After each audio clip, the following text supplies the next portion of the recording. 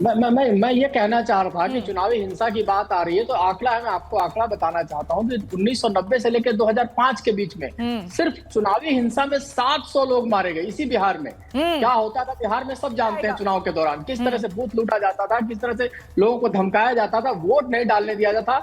शुक्र कीजिए चुनाव आयोग का, जिस चुनाव आयोग ने 2005 में चुनाव कराया, मैं उस चुनाव को कवर करने के लिए आया था। मुझे आज भी केजे राव याद है कि केजे राव की जो भूमिका थी और जिस तरह से चुनाव आयोग ने निष्पक्ष चुनाव कराया, तब जाके सत्ता परिवर्तन हो पाया यहाँ पे। वरना जिस तरह से गुंडा राज चलता था सबको पता है, इसमें कोई दो राय नहीं है। और आंकड़े कहते हैं, देखिए 1990 से लेकर 2005 तक 32,000 किडनैपिंग के केस हुए और किडनैपिंग का रैकेट कौन चलाता था ये भी सबको पता है कि मुख्यमंत्री कार्यालय से किडनैपिंग का रैकेट चलता था और वहां से किडनैपिंग के लोगों को छोड़ने की रकम तय की जाती थी। इसी मुख्यमंत्री आवास से जिसके आपके प्रवक्ता बैठे हुए जो बात करेंगे इस बात को लेकर, 18,136 लोगों की हत्या की गई इस बीच में।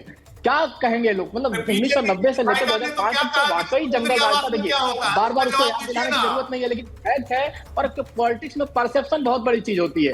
देखिए परसेप्शन ये है कि लालू राज जो जंगल राज था, और वही किडनैपिंग के इतने केस हुए कि अपहरण जैसी फिल्म बनी इसी बिहार पर, अपहरण जैसी फिल्म बनी इसी बिहार पर। कैप्टन राजीव रंजन जनस्वराज की प्रवक्ता है, ठीक है, एक बार मैं सबसे रिएक्शन ले लेती हूँ। पॉलिटिक्स में परसेप्शन एक बहुत बड़ी चीज होती है।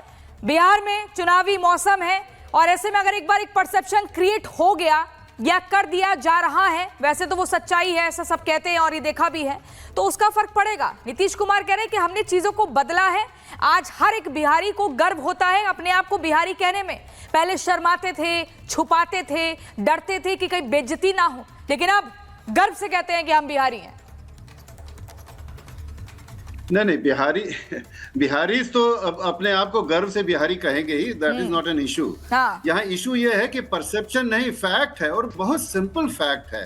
35 साल से बिहार देश का सबसे पिछड़ा राज्य बना हुआ है हर मानक पर। तो आपने बहुत डेवलपमेंट कर ली, ठीक है, कर ली, अच्छी बात है, बहुत सारी चीज हुई है, हम उससे डिनाई नहीं करेंगे। पहले तो एकदम जंगल राज था, वहां तो कुछ नहीं हो रहा था, तो उसकी तो बात ही मत कीजिए। उसके बाद कुछ हुआ है, लेकिन फिर भी 20 साल के सुशासन, तथाकथित सुशासन के बाद भी अगर आपका राज्य देश में सबसे पिछड़ा है, 28वें स्थान पे है, तो इसका मतलब कि आप जो भी कर पा रहे हैं वो नाकाफी है, वो पूरा नहीं है। तो ये सब जो बातें कर रहे हैं कि हमने ये कर दिया वो कर दिया, ये वैसा ही है जैसे कि बंद कमरे में अपने बच्चे को बड़ा होता हुआ आप देखते रहिए और खुश होइए, अपना पीठ थपथपाते रहिए। जहां तुलना करें मोहल्ला के दूसरे बच्चों के साथ, तो तब आपको पता चला कि भाई मोहल्ले के बच्चे भी उतने ही बड़े हो रहे हैं और शायद आपसे ज्यादा स्वस्थ हैं।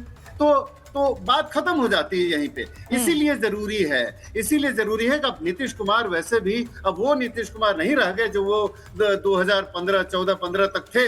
अब उसके बाद से वो ढलान पे हैं, अब इनके कंट्रोल में नहीं है, इनका स्वास्थ्य भी इनके साथ नहीं दे रहा है। ठीक है, अब नूरुल हुदा खराब होती जा रही है। नूरुल हुदा हमारे पास साथ जुड़े हुए हैं, ठीक है, वीआईपी के प्रवक्ता है नूरुल हुदा। यहाँ पर देखिए हर कोई अपनी अपनी बात कर रहा है, अपने अपने गुणगान कर रहा है। कोई कह रहा है हम आगे मौका देंगे तो सबको रोजगार भी देंगे और बिहार को बदलेंगे भी। तो कोई कह रहा है कि 20 साल में हमने बिहार को बदल दिया है और हर बिहारी को गर्व है। लेकिन मुझे बताइए कि मुद्दों पर कब राजनीति होगी? मुद्दों पर कब ये बात होगी कि भैया हमने ये वादे किए थे, पूरे कर दिए, अब आगे ये करेंगे? मुद्दे क्यों गायब है इस बार? देखिए शुरुआत करते हैं नीतीश जी की कल की भावनात्मक अपील से। आपको नहीं लग रहा है कि एक घर का बड़ा बुजुर्ग जिसने अपनी जीवन सुचिता और बड़े अच्छे प्रशासन दिए हो, जिसने घर को बहुत अच्छे से चलाया हो और जिसने सबके लिए कुछ न कुछ किया हो, इसमें कोई डिनायल तो है नहीं, क्या कल का उनका जो वीडियो अपील है वो नहीं लगता है कि वो एक थके, मजबूर, हारे हुए और जीवन के जिसको कहते हैं ना दीर्घायु से परेशान और अपने उत्तराधिकारी की खोज में एक पिता और एक बड़े की भूमिका में हैं। उन्होंने यही कहा ना कि उन्होंने बिहार के लिए बहुत कुछ किया, हम उन्हें सलाम करते हैं, उन्होंने बहुत कुछ किया बिहार के लिए। लेकिन अब समय आ गया है कि वो समाजवाद, सेकुलरिज्म, जिस विचारधारा और जिस मूल मंत्र से उन्होंने जीवन जिया है, जिस सभ्यता में वो पले बढ़े हैं, जिन साथियों के साथ उन्होंने अपना बचपन, अपनी जवानी और अपने राजनीतिक कैरियर को जिया है, उनके उचित उत्तराधिकारी को वो सत्ता सौंपे। कल का भाषण उनका एक फेयरवेल स्पीच है, आप उसकी मर्माहत देखिए, आप उनके शब्दों पे गौर करिए। वो एक फेयरवेल स्पीच है और वो नीतीश जी ये बात जान रहे हैं कि उन्होंने बिहार के लिए अपनी बुद्धि, अपनी सोच, अपनी समझ, सामर्थ्य से बहुत ही अच्छा किया, लेकिन समय आ गया है कि now he should hang the boot और नए युवा, नए लोगों को, नए पीढ़ी को मौका दें। नए युवा, नई पीढ़ी को मौका मिलना चाहिए। फेयरवेल स्पीच कह रहे नीतीश कुमार की। ठीक है, अखिल स्वामी जी मुझे बताइए कि बिहार की जनता कब तक अपराध के चंगुल में फंसी रहेगी? ये माफिया राज, दादागिरी वाला राज, गुंडागर्दी कब बिहार से समाप्त होगा? देखिए, रवि त्रिपाठी जी ने बड़ी सही बात कही कि परसेप्शन मैटर्स। हाँ। और आज के तारीख में पूरे देश के अंदर परसेप्शन ये है कि इस बार महागठबंधन को 10% की लीड ऑलरेडी है आईपी गुप्ता और मुकेश सहनी के कारण।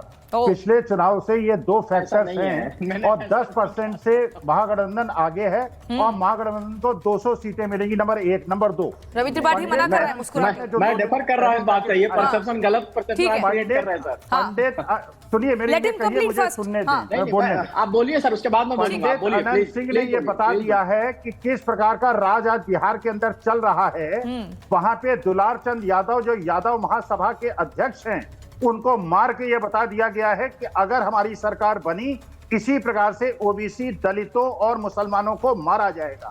और उसके बाद पोस्टमार्टम ये कहता है, जबकि पोता कहता है दुलार चंद यादव का कि पहले उनके पैर पे गोली मारी गई, पैर पे गोली मार के कोई आदमी नहीं मरता, फिर उस पर जीप चढ़ाई गई, फेफड़ा उनका फटा, हृदय उनका फटा, उसकी वजह से उनकी मौत हुई। लेकिन इस प्रकार से आंकड़ों को छुपाकर ये भारतीय, और ये जो नीतीश कुमार ने भाषण दिया है, ये टेलीप्रॉम्प्टर से पढ़ा हुआ या पढ़ाया गया हुआ भाषण है। और एक बात और सिद्ध हो रही है कि नीतीश कुमार को हाईजैक कर लिया है भारतीय जनता पार्टी ने। और इस बार आज मैं फोरकास्ट कर रहा हूं 200 सीटें महागठबंधन को। और बहुत बड़ी बात कह दी आपने, बहुत बड़ी बात कह दी आपने अखिल स्वामी, बहुत बड़ी बात कह दी है। यहाँ पर मैं बीजेपी से इस पर काउंटर पॉइंट लूंगी। वो कह रहे हैं बीजेपी ने नीतीश कुमार को हाईजैक कर लिया है, नीतीश कुमार को अपने इशारों पर नचाने का काम कर रही है बीजेपी, ऐसा कहना चाह रहे हैं।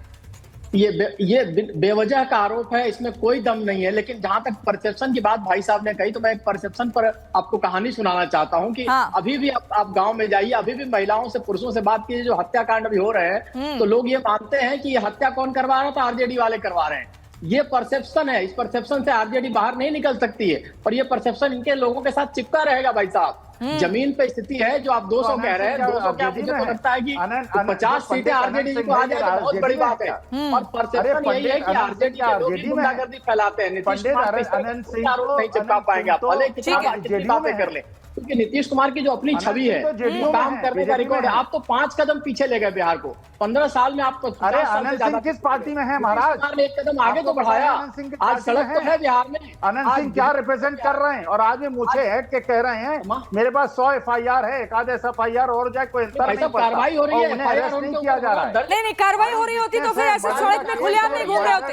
नहीं, कार्रवाई हो रही होती तो ऐसे मोकामा की सड़कों में खुलेआम नहीं घूम रहे होते, वोट नहीं मांग रहे होते।